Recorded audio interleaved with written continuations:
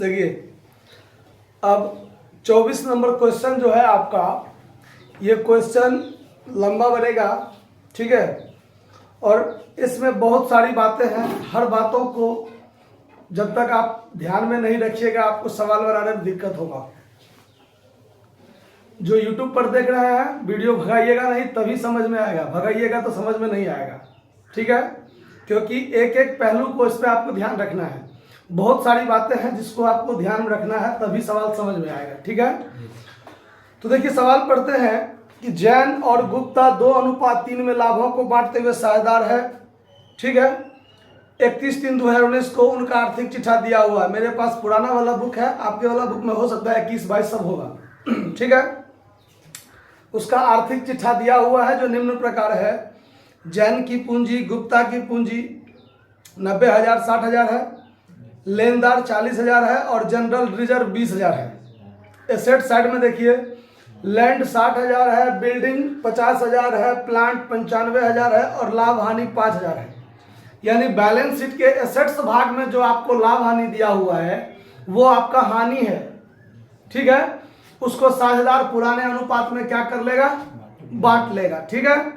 दूसरा बात, liability side में देखिए, जनरल रिजर्व जो 20,000 है ना, लायबिलिटी साइड में उसको भी पुराने साझेदार पुराने अनुपात में बांटेंगे। पुराने साझेदार जहां मतलब है कि जो पहले से है, तो पहले से तो सब है, तो सब आदमी बांटेगा, लेकिन किस अनुपात में बांटेगा, पुराने अनुपात में बांटेगा। क्लियर है बात।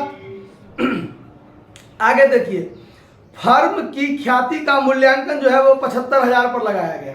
यानी गुडविल का मूल्यांकन कितना किया गया, 75,000 पर लगाया गया, ठीक है। भूमि 1.5 लाख हो गया, भूमि कितना हो गया, 1.5 लाख। भवन कितना हो गया, 45,000 हो गया, ठीक है। अब देखिए इसमें रिवैल्यूएशन से संबंधित बात भी है, तो रिवैल्यूएशन का थोड़ा क्या प्रॉफिट या लॉस होगा वो समझ लीजिए। भूमि जो 1.5 लाख पर हुआ है, बैलेंस शीट में दाम देखिए भूमि का कितना था, 60,000। बैलेंस शीट में भूमि कितना था, अब कितना हो गया, 1.5 लाख। मतलब 90,000 का क्या हो रहा है, यहाँ फायदा हो रहा है ना। भवन देखिए 45,000 का हो गया, भवन पहले से कितना था, 50,000। तो कितना फायदा हुआ कि घाटा, भवन पहले से 50,000 था, अब 45,000 हो गया, तब 5,000 फायदा हुआ कि घाटा, घाटा हुआ।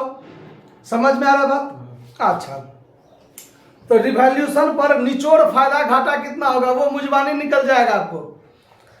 लैंड पर 90,000 का फायदा है, अब बिल्डिंग पर 5,000 का लॉस, तो निचोड़ फायदा या घाटा क्या हुआ, फायदा हुआ ना। लैंड पर 90,000 का फायदा, बिल्डिंग पर 5,000 का घाटा, तो 90,000 फायदा 5,000 घाटा, तो निचोड़ में 85,000 का फायदा हुआ ना। 85,000 का क्या हुआ, फायदा हुआ, जो आपका मुजबानी निकल गया, ठीक है। अब आगे देखिए, 31 मार्च 2019 को साझेदारों ने समान अनुपात में लाभों को बांटने का निर्णय लिया है, ठीक है। और 1 अप्रैल 2019 के प्रभाव से बांटने का निर्णय लिया है, ठीक है। अब देखिए ये 1 अप्रैल 2019 जो है वो 1 अप्रैल 2020 होना चाहिए, यानी अब से वो बांटने का निर्णय लिया है, ठीक है, चेंज होने के बाद से। आगे कहता है कि बिना पुनर्मूल्यांकन खोले हुए आवश्यक जर्नल प्रविष्टि दीजिए। मतलब पुनर्मूल्यांकन खाता नहीं खोलना है, रिवैल्यूएशन अकाउंट नहीं खोलना है। इसका मतलब ये हुआ कि ना तो संपत्ति के मूल्य में बढ़ाना है और ना संपत्ति दायित्व के मूल्य में क्या करना है, कमी करना है। रिवैल्यूएशन अकाउंट नहीं खोलना है, लेकिन उसका जो फायदा घाटा होगा उसको एडजस्ट करना है।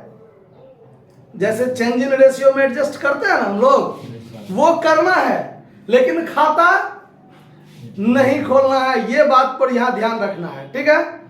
आगे देखिए, साझेदारों के पूंजी खाता बनाइए, पुनर्गठित फर्म का चिट्ठा बनाइए। आया बात समझ में। तो अब इस सवाल को जो हम लोग बनाएंगे तो इसमें एडजस्ट करने वाली बात 2 गो हो गया। एक, पुनर्गठन के समय जो गुडविल का मूल्यांकन आपको कितना दिया हुआ है, देखिए 75,000 लगाया गया है, वो 75,000। और दूसरा, पुनर्मूल्यांकन खाता नहीं खोलना है, लेकिन उसके लाभ को एडजस्ट करना है। दूसरा बात, ये दोनों को एडजस्ट करना है। किस चीज में? चेंज इन रेशियो में, बिना पुनर्मूल्यांकन खाता खोले। यानी खाता नहीं खोलना है, लेकिन फायदा या घाटा को एडजस्ट करना है। तो सवाल को कैसे बनाएंगे, ध्यान दीजिए। सबसे पहला काम, calculation of change in ratio तो करना है, कीजिए। Calculation of change in ratio, change in ratio. साझेदार कौन सब है? जैन और गुप्ता। ये पार्टनर हो गया, ये old ratio, new ratio, change in ratio. ठीक है, समझ जाइएगा। दूगो साझेदार है, तो चलिए दूगो खींच दीजिए यहाँ। एगो साझेदार है आपका जैन और एगो है आपका गुप्ता। क्लियर? ध्यान दीजिए, अनुपात जो इसमें आपको दिया हुआ है 2 और 3 पुराना वाला है, तो 2/5, 3/5। नया अनुपात क्या हो गया है? बराबर बराबर। अब ये दोनों का एलसीएम 10, 2 दूना 4 -5 -1/10। ये गेन किया है। क्या किया है? और यहां भी लघुत्तम होगा 10, 6 - 5 1/10। ये क्या किया? सेक्रीफाइस। समझ में आया बा? कोई दिक्कत? अब देखिए, अगला जो होगा वर्किंग नोट आपका, अगला वर्किंग नोट जो होगा आपका, वर्किंग नोट वो होगा आपका एडजस्टमेंट ऑफ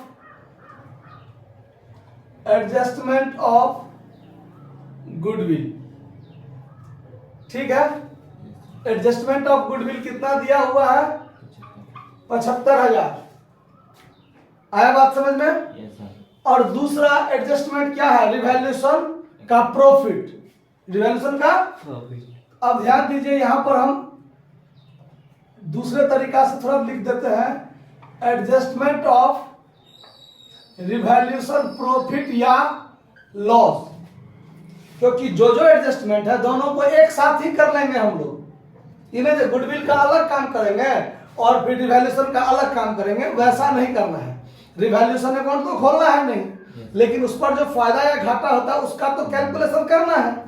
उसके लिए एडजस्टमेंट ऑफ रिवैल्यूएशन पीएल, इसको हम हेडिंग बनाते हैं और यहां लिखते हैं आपको प्रॉफिट ऑन लैंड।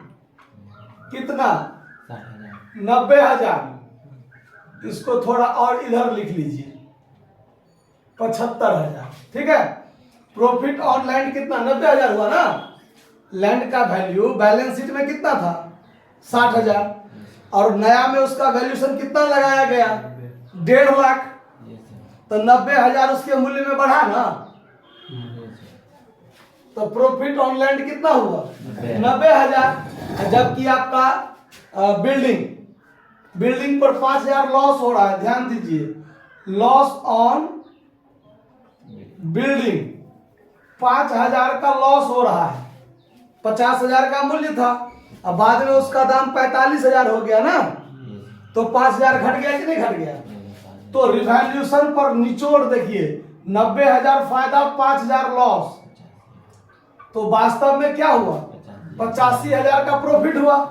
50,000 का क्या हुआ? ये प्रॉफिट हुआ आपका, हुआ ना। तो एडजस्टमेंट करने वाला टोटल अमाउंट जो हुआ वो हो गया आपका 1,60,000। ये यहां लिख देते हैं हम आपको, टोटल एडजस्टमेंट अमाउंट। यानी आपको एडजस्टमेंट जो करना है वो 1,60,000 का करना है। कैसे? तो गुडविल का मूल्यांकन हुआ, उसका भी एडजस्टमेंट करना है चेंज इन रेशियो में, और पुनर्मूल्यांकन खाता खोले बिना एडजस्टमेंट करना है। तो खाता तो नहीं खोलना है, लेकिन उस पर जो प्रॉफिट या लॉस होगा उसका एडजस्टमेंट करना है। इसीलिए ये 85,000 एडजस्टमेंट उसका हुआ। तो एडजस्टमेंट करने वाली दोनों मिला के 1,60,000 हुआ। अभी 1,60,000 का ये जो गेन और सेक्रीफाइस हुआ इसमें एडजस्ट होगा। आया बात समझ में? देखिए अब यहां जो काम होगा, जैन का गेन है ना, जैन का गेन है ना, तो 1,60,000 गुने 1/10 कितना हुआ? 16,000। और गुप्ता जी जो है उनका सेक्रीफाइस है 1,60,000 गुने 1/10 16,000। क्लियर? एडजस्टमेंट इतना का ही होगा। आया बात समझ में? इसमें कोई दिक्कत नहीं। अब देखिए, अब हम लोग बनाएंगे जर्नल एंट्री। अब जर्नल एंट्री बनाएंगे, तो चलिए जर्नल एंट्री लिखते हैं। Journal entry in the books of the firm. Firm के पुस्तक में हम लोग जर्नल एंट्री बनाएंगे। ठीक है, आप लोग फॉर्मेट में बनाइएगा, हम तो डायरेक्ट बना लेंगे। अब जर्नल एंट्री क्या क्या चीज का बनेगा वो समझिए। ये जो गेन और सेक्रीफाइस हुआ इसके लिए एक एंट्री बनेगा।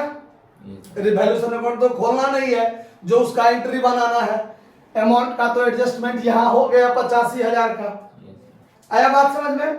अच्छा, बैलेंस शीट में आपका जनरल रिजर्व है लायबिलिटी साइड में, वो तो साझेदार आपस में बांटेगा। ठीक है, क्योंकि उसका एडजस्टमेंट तो नहीं करना है, नहीं करना है तो बांटना है। अगर स्पष्ट कह देता कि जनरल रिजर्व लाभ हानि इस सब को वो बंद करना नहीं चाहते हैं, मतलब एडजस्ट करना चाहते हैं, सो तो नहीं कहा है, स्पष्ट तो नहीं कहा है कि उसको बंद करना नहीं चाहते हैं।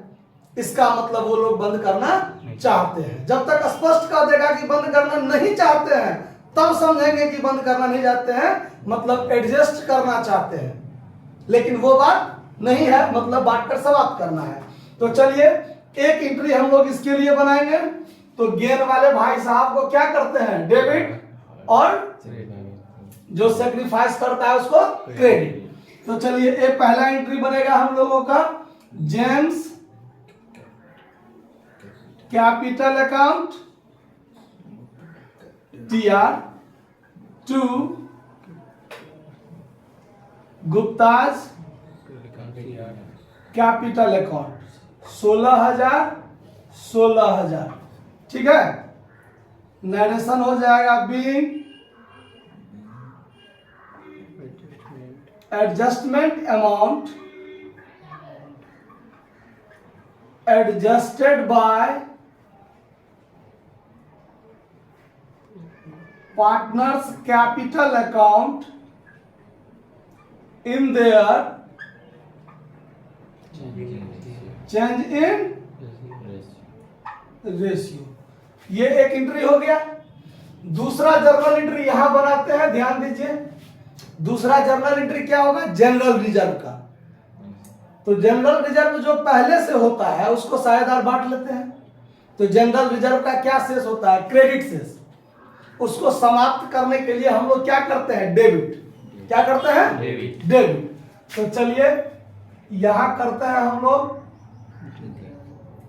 General reserve account DR to Jain और गुप्ता, दोनों आदमी बांटेगा ना। तो चलिए to Jain's capital account to Gupta's capital account. कितना कितना रुपया था? 20,000 था। ठीक है, चलिए देखिए यहां हो जाएगा 20,000 और उसको पुराना अनुपात है 2:3, तो 2:3 का मतलब 8,000 और 12,000 में बांटेगा।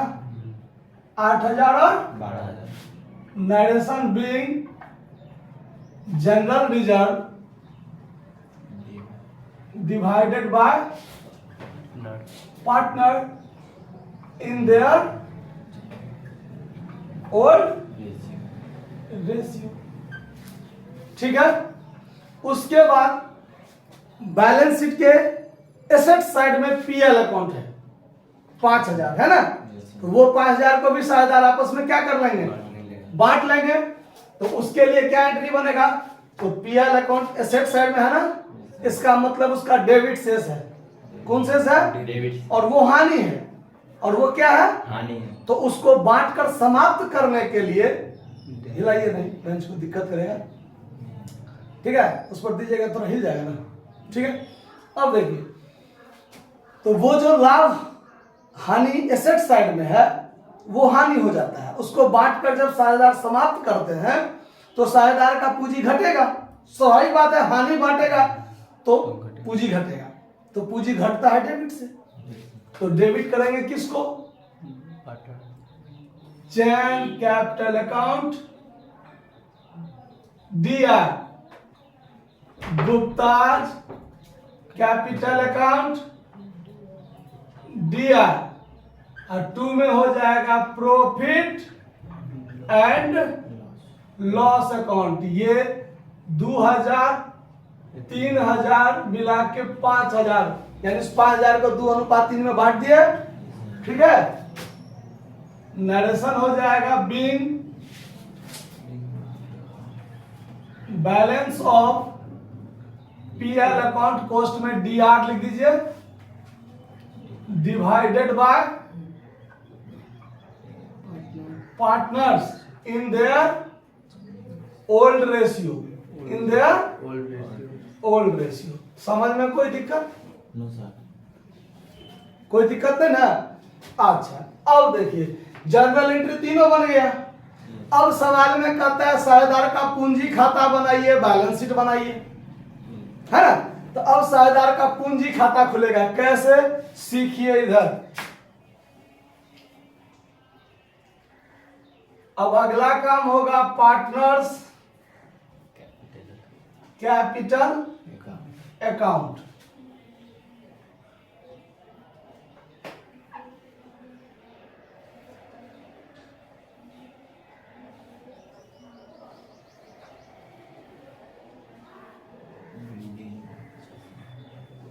एसीआर डीआर, पार्टिकुलर ये जैन का और ये गुप्ता का, पार्टिकुलर जैन का और गुप्ता का, ठीक है। अब देखिए पार्टनर्स कैपिटल अकाउंट जो खुलेगा तो सबसे पहले बाय बैलेंस बीडी से शुरू करते हैं हम लोग। यहां क्या लिखते हैं, बाय बैलेंस बीडी। तो बाय बैलेंस बीडी में क्या होगा, तो जो उसके बैलेंस शीट में है 90,000 और 60,000, है ना। तो यहां देखिए, यहां दे दीजिए 90,000 और यहां हो जाएगा 60,000। कोई दिक्कत, गेट खोल दीजिए, देखिए कोई आया। तो ये 90,000 और ये 60,000, इसमें कोई दिक्कत। No sir.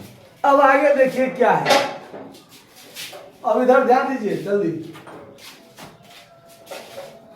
अब बैलेंस बीडी हो गया 90,000 60,000। अब इसमें क्या होगा, तो देखिए अभी आपने 3 एंट्री यहां बनाया है, एंट्री बनाया है ना। अब इस एंट्री का लेजर पोस्टिंग कर दीजिए। इस जर्नल का जब हम लेजर पोस्टिंग करेंगे तो ध्यान दीजिए, यहां जैन कैपिटल अकाउंट है डीआर में और 2 में है Gupta capital account. Jain capital है डेबिट में, तो लिखेंगे डेबिट में, लिखेंगे ना डेबिट में, क्या लिखेंगे, तो 2 गुप्ता कैपिटल अकाउंट। यानी जब हम जैन कैपिटल अकाउंट का लेजर पोस्टिंग करेंगे तो जैन कैपिटल है डेबिट में, तो लिखेंगे डेबिट में, यानी अमाउंट लिखेंगे जैन में और नाम होगा किसका, गुप्ता का। तो यहां लिखेंगे 2 गुप्ताज कैपिटल अकाउंट, जैन में कितना, और ये गुप्ता का क्या होगा, खाली होगा, ठीक है। अब जब गुप्ता कैपिटल अकाउंट का लेजर पोस्टिंग करेंगे तो गुप्ता है क्रेडिट में, तो लिखेंगे क्रेडिट में। अब बाय में क्या हो जाएगा, जैन कैपिटल, तो यहां लिखेंगे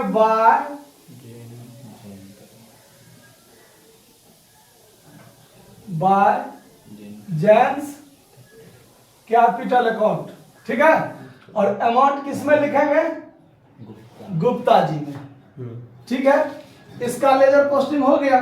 चूंकि दोनों में पार्टनर्स कैपिटल था तो दोनों साइड में हो गया इसका पोस्टिंग। उसके बाद जनरल रिजर्व देखिए, जनरल रिजर्व क्या है, डेबिट में, और क्रेडिट में क्या है, जैन और गुप्ता का। तो ये दोनों का है क्रेडिट में, तो क्रेडिट में क्या लिखेंगे, बाय जनरल रिजर्व, साझेदार का पूंजी बढ़ेगा ना। तो यहाँ क्या लिखेंगे हम लोग, बाय जनरल रिजर्व, शॉर्टकट में लिख दिए हैं। ठीक है, इसमें 8,000 और इसमें 12,000। गर्मी ज्यादा है ना, अब क्या करिएगा, माइक का अभाव है, गरीब मास्टर साहब है ना, फिर भी प्रयास कर रहे हैं, धीरे धीरे हो जाएगा व्यवस्था सब कुछ का, है ना। बाय जनरल रिजर्व कितना, 8,000 और 12,000। फिर यहाँ देखिए ये जो प्रॉफिट एंड लॉस अकाउंट है ये है क्रेडिट में, और साझेदार का पूंजी है डेबिट में। हम तो पूंजी खाता खोल रहे हैं, कैपिटल अकाउंट खोल रहे हैं, तो कैपिटल अकाउंट है डेबिट में, तो लिखेंगे डेबिट में क्या लिखेंगे, to profit and loss account लिखेंगे ना। तो यहाँ लिखेंगे प्रॉफिट एंड लॉस अकाउंट, इसमें 2,000 और इसमें 3,000, यानी सब कुछ इसमें लिखा गया। अब लिखाने वाला इसमें कुछ नहीं बचा है। तो अब आगे का काम होगा हम लोगों का जोड़ घटाव का, जो हम लोग फाइनल काम करते हैं।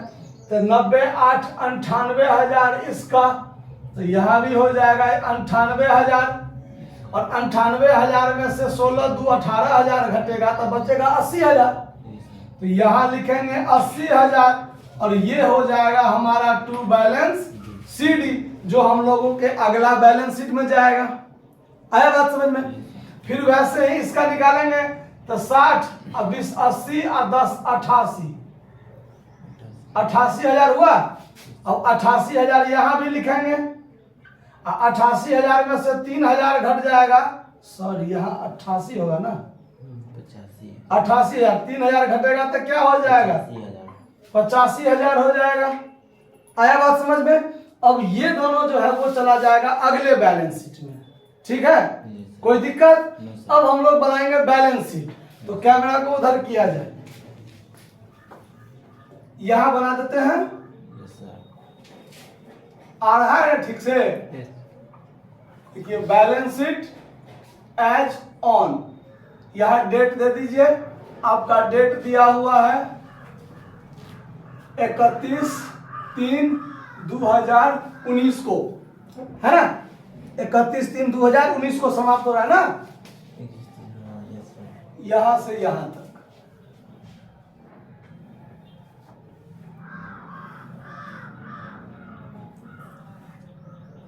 अमाउंट एसेट्स, अमाउंट लायबिलिटीज, इसमें DRCR सब तो होता नहीं है, ठीक है, आ रहा है ना ठीक से। अच्छा, ताकि YouTube पर जो देखते हैं उनको दिक्कत नहीं होना चाहिए। अब देखिए, अब जब बैलेंस शीट में जब हम लोग लिखेंगे तो क्या लिखेंगे, तो सबसे पहले पूंजी जो है आपका, तो पूंजी लिख दीजिए यहाँ कैपिटल, कैपिटल। जैन का पूंजी देखिए, जैन का पूंजी कितना है, 80,000 ना, तो जैन का पूंजी हो गया 80,000, और गुप्ता का पूंजी कितना हो गया, 85,000। दोनों को जोड़ दीजिए तो हो जाएगा 1,65,000, ठीक है। उसके बाद लायबिलिटी साइड में देखिए, क्रेडिटर है 40,000 का, तो क्रेडिटर में कोई परिवर्तन नहीं ना हुआ है, तो 40 का 40,000। और है लायबिलिटी साइड में जनरल रिजर्व, तो जनरल रिजर्व तो साझेदारों के बीच में बांट दिया मैंने, यहां भी लिख के समाप्त कर दिया, तो दोबारा तो लिखना नहीं है, इस साइड का काम खत्म। एसेट्स में आइए, तो एसेट्स में है आपका लैंड, देखिए यहां लैंड 60,000 का था ना, और इसमें ऐड हो गया कितना, 90,000 बढ़ गया, तो ये कितना का हो गया,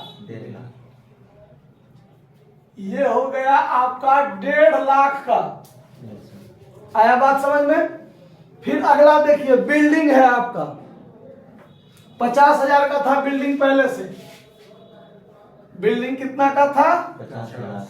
50,000 का, और इसमें से 5,000 डिक्रीज हो गया ना, यानी घट गया, तो अब इसका दाम हो गया 45,000। ठीक है। अब अगला आइटम क्या है देखिए, प्लांट 95,000 का, कोई परिवर्तन नहीं ना हुआ है? प्लांट पहले भी था 95,000 का, आगे भी रहेगा 95,000 का, 95,000 का,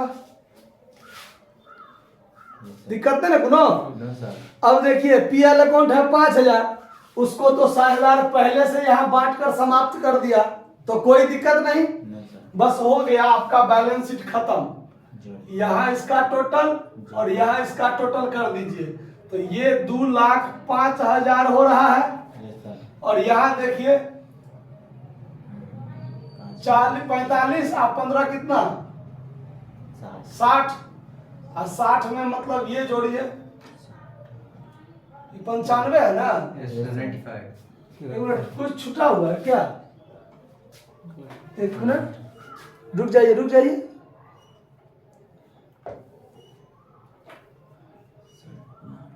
ओह सॉरी, ठीक है, तो है ये 1.5 लाख है ना, हम इसको 15,000 जोड़ रहे हैं। चलिए, तो ये 1.5 लाख और ये मिला के हो गया 1,95,000। 1,95,000 अब 5,000, 1,60,000। अब कहा हो रहा है 95,000 है ना प्लांट। 24 नंबर सवाल बता रहे हैं ना? जोड़िए तो ठीक से, हमको मुझवानी साथ जोड़ने में कंफ्यूजन हो रहा है।